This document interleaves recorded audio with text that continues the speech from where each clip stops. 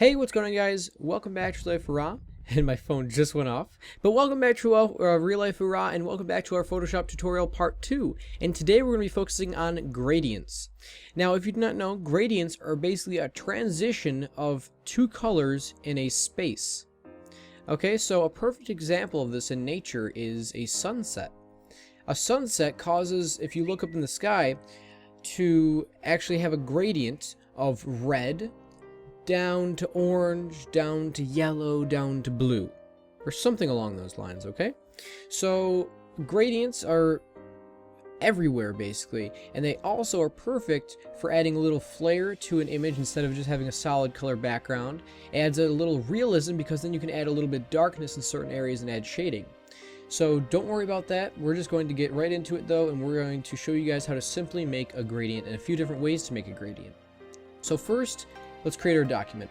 We're going to the left hand corner and hit new.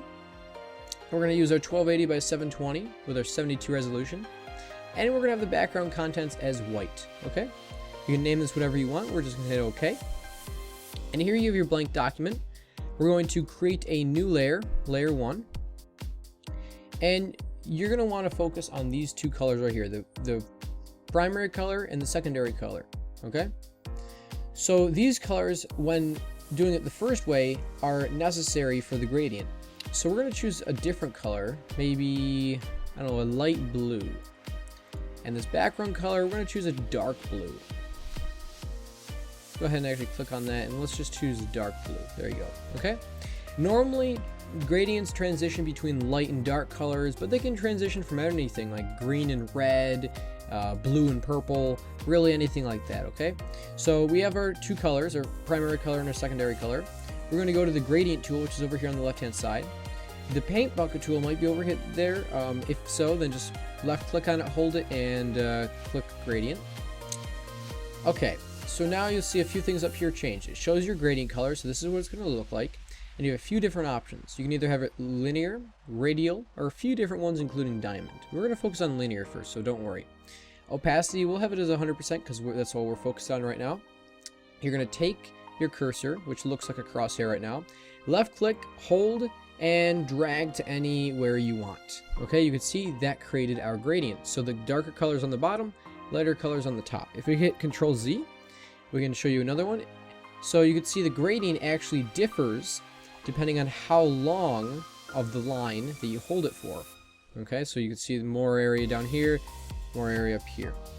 It also is cool because it also works from angles. So say we bring it down there, darker over here, lighter over here. We can do it from the bottom at an angle. We can do it from the side. We can do it completely diagonal. You can see lighter over here, darker up there, which is pretty cool. Okay, now we're going to go ahead here and click on radial. Radial just makes a circle with it. So we're going to start from the top, I guess, and just make a decent sized line down the middle. You can see lighter areas in here and darkers all around.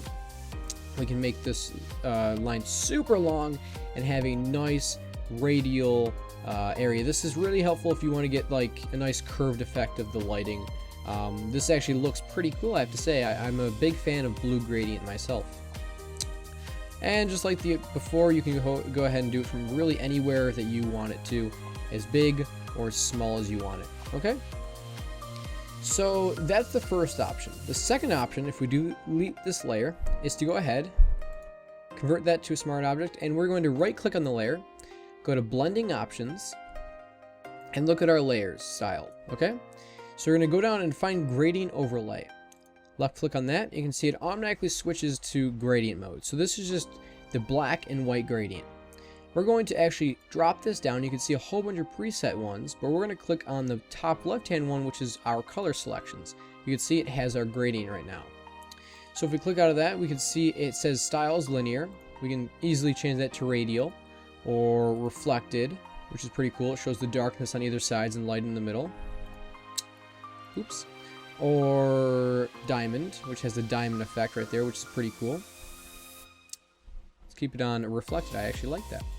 You could change the angle at which it is, so you can see now the sort of darker on the corners. But we're going to keep it at 90 degrees. Okay, and you can change the scale. So we're going to have a lot bigger, so it's lighter, or a lot smaller, so the light area is minimized. Okay, we'll keep it around 100. 102 looks pretty good. You can reverse this by clicking the reverse button, and now it has lighter on the outside, darker in the center. Okay, uncheck that though, and you can also change the opacity. So this does exactly what the other opacities do. You could change it so at 0, doesn't have the gradient at all, then it slowly fades in the gradient, okay? And hit OK. Now, you might be thinking, well, okay, so what is this useful for? Well, first off, this could be used as a background, just like this. This could be a background image, okay?